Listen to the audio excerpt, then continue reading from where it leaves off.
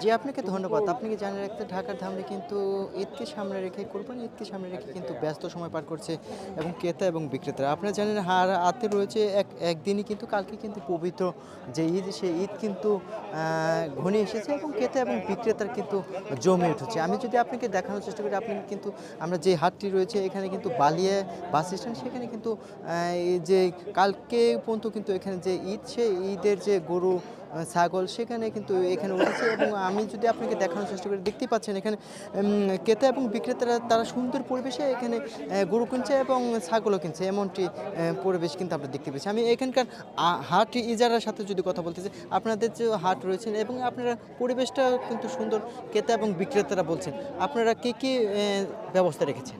এটা একটা ঐতিহ্যবাহী হাট। সাবেক প্রধানমন্ত্রী আতাউর রহমান খানের প্রতিষ্ঠিত একটি হাট। এটা এই এলাকার ঐতিহ্য। আমরা যারা এই হাটের ব্যবস্থাপনায় আছি তারা এই 3 ইউনিয়নেরই মোটামুটি সাংগঠনিক নেতৃবৃন্দ। এই হাটটা অত্যন্ত সুন্দরভাবে পরিচালিত হচ্ছে। আমাদের প্রচুর ভলান্টিয়ার আছে, হাটের যথেষ্ট পরিমাণ নিরাপত্তা দিচ্ছে।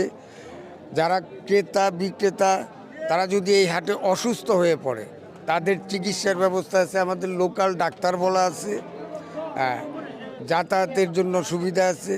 আমরা হাট কর্তৃপক্ষ ব্যবসায়ীদের গরু নামানোর জন্য এবং ক্রেতাদের গরু গাড়িতে উঠিয়ে নির্ধারিত স্থানে নেওয়ার জন্য বিড করে দিয়েছি। কোনো প্রকার টাকা নেওয়া হয় না।